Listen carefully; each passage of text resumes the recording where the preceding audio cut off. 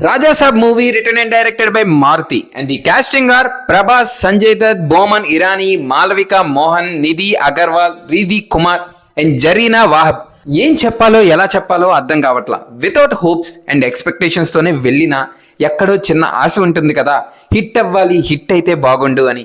అలాగే అనుకున్నా, బట్ ఆ ఛాన్స్ ఎక్కడైనా ఇచ్చారో లేదో కంప్లీట్ రివ్యూలో తెలుసుకుందాం. రివ్యూలోకి వెళ్లే లోపు ఛానల్లో వీడియోలు చూస్తారు కానీ సబ్స్క్రైబ్ చేయరేంటన్నా? ఏంటి అరుస్తున్నావు? మళ్ళీ అడుగు.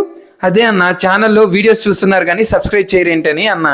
ఇక లేట్ చేయకుండా రివ్యూలోకి వెళ్ళిపోదాం. రాజా సాబ్ పక్కా ఫ్యాన్ మేడ్ టైటిల్ లా ఉంది. అక్కడ మొదలైంది అరుపులు. ఎండింగ్ గురించి వద్దులేండి. ఇక మంచి ఇంట్రెస్టింగ్ సీన్, ఓకే, బాగా చూపించారు.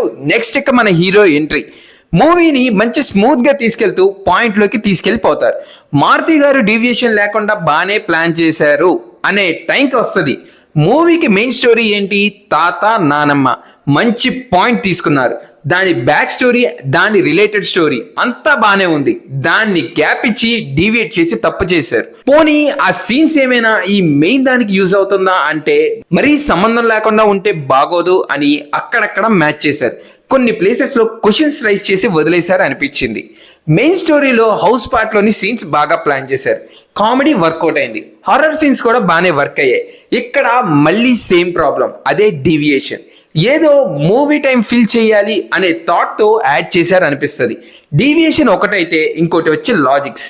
హర్రర్ హౌస్ అంటే మనం చాలానే చూసుంటాం, మనకి ఒక ఐడియా ఉంటుంది.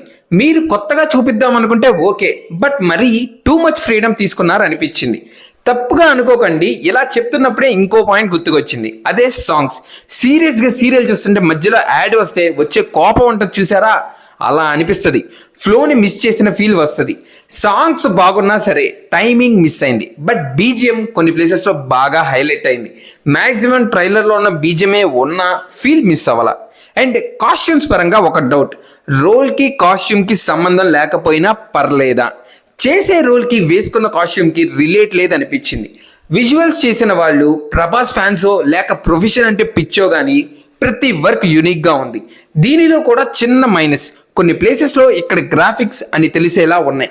అండ్ కొన్ని షార్ట్స్లో ప్రభాస్ గారి ఫేస్ ఎడిటింగ్ మిస్టేకో ఏంటో కానీ డౌట్ క్రియేట్ చేశారు. ప్రభాస్ గారు అంటే గుర్తుకు వచ్చింది, చాలా రోజుల తర్వాత ప్రభాస్ గారిలోని కామెడీ యాంగిల్ చూపించారు. అవి బాగా వర్క్ అయ్యాయి. కమెడియన్స్ అందరూ వాళ్ళ సీన్స్ని జస్టిఫై చేశారు. ప్రతి ఒక్క యాక్టర్ పెర్ఫార్మెన్స్ పరంగా అందరి వర్క్ బాగుంది. ఫైనల్గా మూవీ గురించి ఒక్క మాటలో చెప్పాలంటే మంచి స్టోరీ ఉంది. దానికి అన్నెసరీ డీవియేషన్స్ వల్ల మూవీకి మైనస్ అయింది. ఇది మూవీ గురించి. మీకు ఈ వీడియో నచ్చినట్టయితే please like, share and subscribe. Thank you.